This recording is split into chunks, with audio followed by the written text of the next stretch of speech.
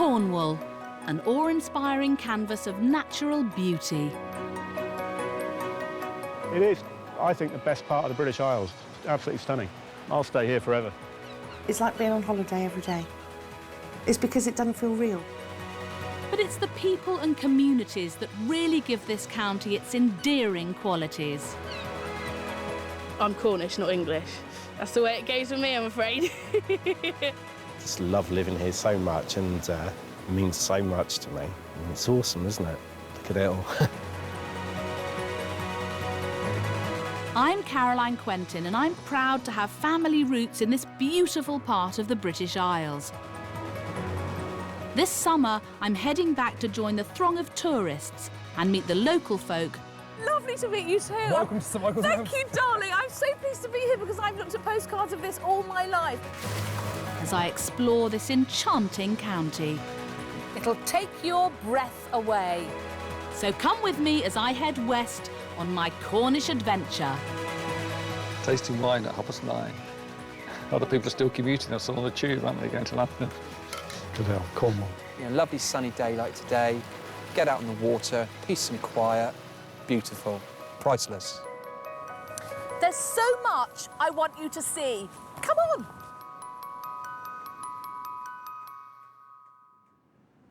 Welcome to the Cornish countryside. This county is peppered with wonderful historic houses. This is my favourite, Prideaux Place. Prideaux's lucky enough to have its own herd of deer who have been wandering this estate since 485 AD. That is a long time. So even the Cornish, who are a bit precious about their roots, couldn't complain about this herd being truly local. Over the course of this series, I've come to know this county and its people. But I also know that Cornwall is a place that's steeped in history too. And I'm going to be exploring some of that history this week. Coming up, Robert Hocking delves into 10 generations of family history. There's some interesting characters, as you would expect. The odd pirate or two chucked in there, and I'm sure several smugglers. And one tour group gets a surprising welcome from a rather eccentric guide. Welcome to Prideaux Place. The most important thing is, please enjoy yourself.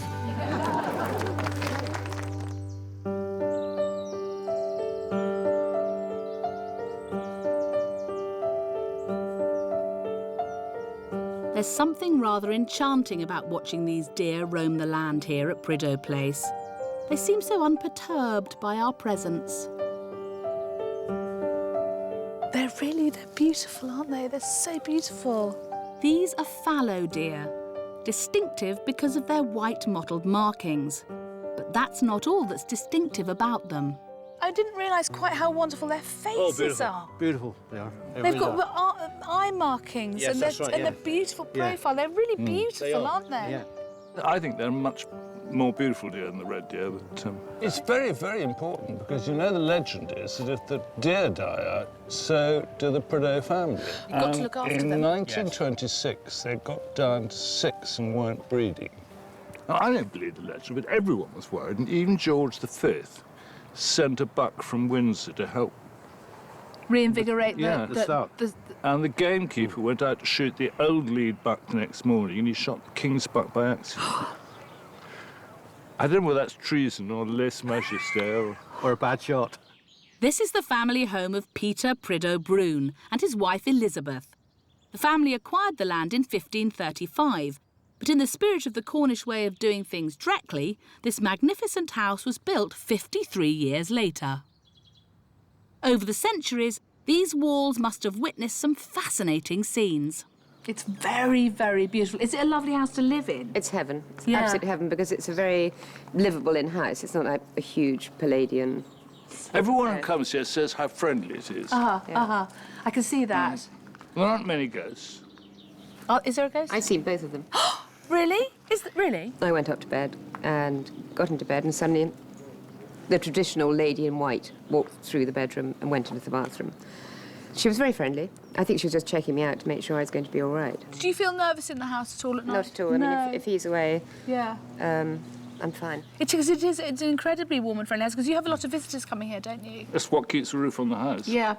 Well, I mean, with 81 rooms, there's an awful lot of Are there 81? roof to keep on. It doesn't feel huge, does it? But 81 rooms is a lot of room. It's a lot. But the back of the house is literally as the American army left for D-Day. These rooms have been untouched since 1944, when soldiers of a US combat battalion left for their day of reckoning. Recently, Elizabeth made a poignant discovery when she unearthed letters from the mother of soldier John Fontaine. It was quite moving, really, reading them all, because he's no longer with us. And had you not seen them before? You found these somewhere that you She's hadn't very been? good at rootling around. I spent my whole life sort of... You're a root. I love a rootle, yeah, I'm really good rootle. Is that why your dog's called Rummage? Yeah, yeah, a rootle and a rummage. A rootle and a rummage. Yeah. You know this house so well, presumably. You grew up here as a little boy. Yes, I was born here. Were you born in the house or in... I was born in the bedroom up there. How wonderful. And as long as the deer are alive and kicking and well, so shall you remain in this beautiful house. Well, the deer look very well. And they're very well fed. What a privilege to have met Peter and Elizabeth. And we'll uncover more secrets from within the walls of this beautiful house later. Robert Hocking is one of the county's top veg suppliers, and he's passionate about his produce. Oh, look, that's a beauty. It's got a real shine on it, isn't it? A proud Cornishman, he's never moved away from the county, growing up in the fishing village of Looe and now putting his roots down on a prime spot within the beautiful Port Eliot estate. That seat there is where I sit January, February on a nice warm day, preferably a Sunday morning, cup of coffee, Sunday papers. You can't beat it, yeah? Robert loves the busy Cornish summertime, but when he's not cutting tomatoes, he's cutting film. This is Looe Seafront in 1963, and these are some of the Red Wings which were racing there, and you can see they're early boats. This is my Uncle Norman and my brother Derek. Those two raced together during this championship, and I think they won the championship. Handsome bugger, isn't he? Robert enjoys documenting Cornish history. His latest project is looking at an old sailing tradition that's native to Looe village and has featured several members of his family throughout the years. It's very timely because the annual Red Wing Championships are taking place in just a week's time. I think that my family won the championship maybe 30% of the whole time, so they're pretty good. They're pretty good at what they do, and they are ridiculously competitive. You know, that's what put me off totally. But that's not for Robert. A landlubber, he prefers to gather stories and tell tales. When he does head into Looe, the nearest he gets to the water is a spot of fishing and a catch-up with some distant relatives. Big one here, boys. He got him. No. Robert, you've got to put the hooks in the water. You won't catch them out like that. These gents look like they could help you in a crisis at sea. I can't swim, so if you goes over, you're all on your own. Or not. Don't expect me to He go ain't in going to after go you. after it, because he can't swim either. Father didn't swim, grandfather didn't swim. Prolongs the agony. Yeah. During the war, we used to come out and we spent every Sunday when it was fine out here. Bloody wonderful. It must be fascinating to explore such a strong family tree and build memories for generations to come. It's enabled me to probably understand my own history and culture. My family had been fishing in Looe for 3, 4, 5, maybe more 100 years. And so I started to delve a bit, and it's been absolutely fascinating. There's some interesting characters, as you would expect. The odd pirate or two chucked in there, and I'm sure several smugglers. From the past to the present, Robert is interested in this year's Red Wing Championships. His nephew Des is competing, and for the first time, Des's daughter Florence will be too. And they're hoping to keep some of the silverware in the family. We'll find out how they fare later on in the programme. All over the Cornish landscape, you'll find these magnificent engine houses. And these are pretty much all that's left of Cornwall's once tremendous mining past. It's hard to imagine now, but at one time, over half the tin in the world was mined right here in this county. Now, mining is all but dead in Cornwall, but thankfully there is one Cornish tradition that still remains, the pasty. And I know this is a a traditional pasty because this pastry is crimped round here, and that's because underground the miners would have eaten it like this, so their grubby fingers would have been on this pastry here. Then they'd pull that piece of crimped pastry off and throw it away. And there's something else you might not know about pasties, and that is, on one side, it is steak and potatoes, and on the other side, apple in this case, and a bit of blackberry. So, savoury, sweet, proper job. The beautiful Cornish countryside is steeped in history. Earlier, I had the privilege of meeting Peter and Elizabeth Prideaux Brune at their magnificent 16th century home. The Prideaux family have lived here for over 400 years. Recently, Peter and Elizabeth have thrown open their doors so that visitors can discover some of the fascinating secrets about this house. I don't want more than a certain number of people here. We have about 25,000 to 26,000 visitors a year round, because it's first and foremost got to remain a home. This beautiful house has been the setting for many a blockbuster film, which has made it extremely popular with German tourists. But sometimes visitors can take the owners by surprise. Welcome to Prideaux Place. You'll have to come and translate for me. But the most important thing is, please enjoy yourself. This house has got to earn its living. But this is fun, and when the visitors come, it's fun for them, and then they come back and back. And there's a reason why they return so frequently. Peter loves nothing better than roaming the rooms with the guests and giving them the personal tour.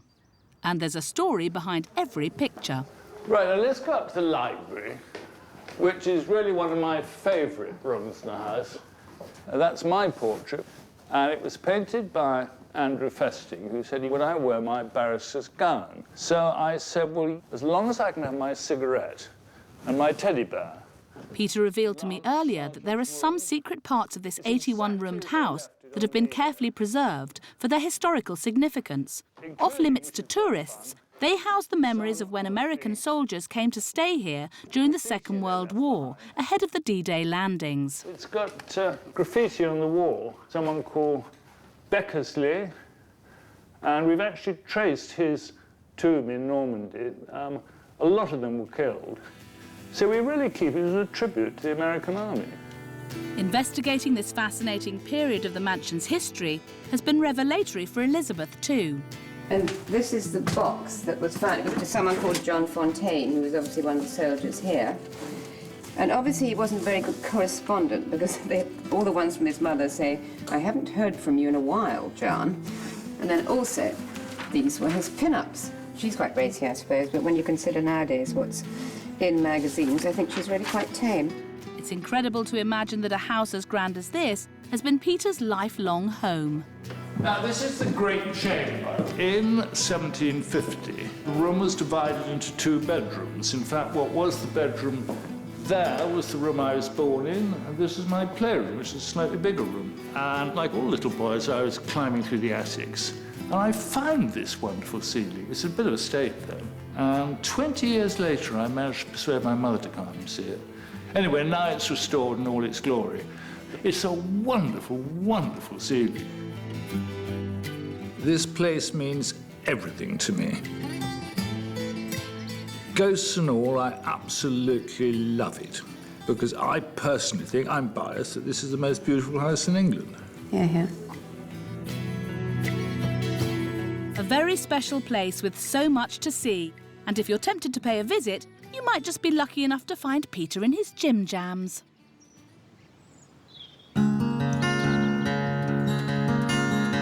The Prideaux family home is a Cornish landmark steeped in centuries of history. But just a few miles away is a more modern-day attraction that's making its own place in records.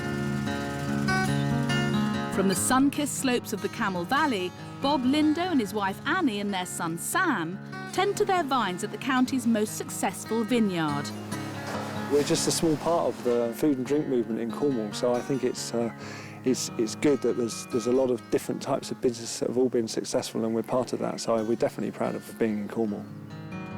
After such a glorious summer, the grapes are ripe for picking, and Camel Valley is a hive of activity.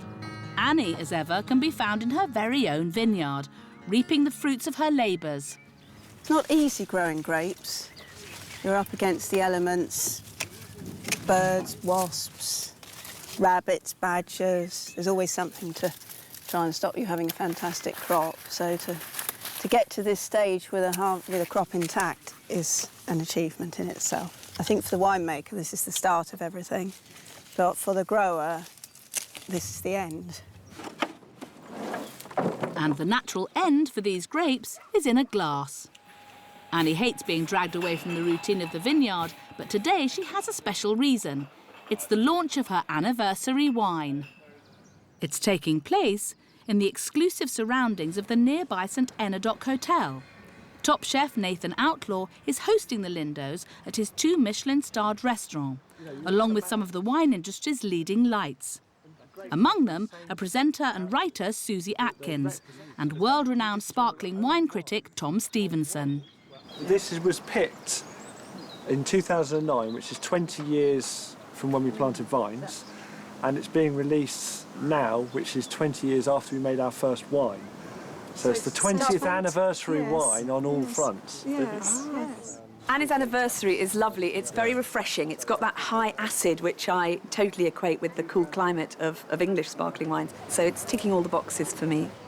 This is from one particular site in the vineyard, from one grape variety, pruned by one person. I think it's the first single pruned wine in the world. It's just unbelievable. It's almost magical. There is that little sparkle there, and it just shows you that it doesn't matter what a small area you've got. If you just put passion into it, you're going to get a great result. To Annie and her vineyard. There's time's gone on and we've made this special wine, we've got the special labels, it's got my name on it. So, yeah, I'm beginning to think it is quite an important thing. We have to apologise to Mum because I think it's gonna make her want to carry on pruning for another 20 years. Like, you can get a kiss. So their passion for wine has paid off handsomely, and it seems can only be matched by their passion for Cornwall. I'd never leave here. I don't know where I'd go. It's fantastic, so no, I would never leave. I'll leave here in a box. That's the only way. Back to a man who never has and never will move away from his beloved county. And why would he, when he's greeted by views like this? On the southeast Cornish coast, the waters of the picturesque fishing village of Looe have been brought to life by a bright swathe of sails. It's the week of the annual Red Wing Sailing Championships, and vegetable grower Robert Hocking has taken some time away from his fields to support his family who are taking part. Desmond, my nephew, sailing today with his daughter, Florence. Maybe she's got a chance of winning the Ladies' Cup. I hope so. Robert's Cornish heritage spans 10 generations, but he's one of the few members never to have gained his sea legs and race competitively. For a history fanatic like Robert, though, it's a privilege to be taken out on a spectator boat with the man who built most of these beautiful Red Wings, Clifford Adams. Yeah, I've worked on much more than 50% of the total fleet because I worked for 2 firms and then I started on my own. And I've built 8 since I retired. Since their conception in the 1930s, there have been over 200 Red Wing boats built to suit the turbulent sailing conditions within Looe Bay. Clifford is now the grand old age of 86, but he's still in demand in the world of boat building. Yeah, you would, Cliff, wouldn't you? Build another Red Wing now? I had inquiry the other day. The design of these beautiful Red Wings was so successful that in 1947 their use spread throughout the west of England. But they still take centre stage here in Looe. Des and Florence are competing in one of Clifford's originals. And they're off. Desmond and Florence, 241, there they go. Florence is well out on the trapeze. But it's not long before Robert is baffled. Very confused as far as I'm concerned. Lots of little red things going in different directions. Keep up, Robert. It's good news. So Desmond's in the lead. Hey, that's good, isn't it? Very excited.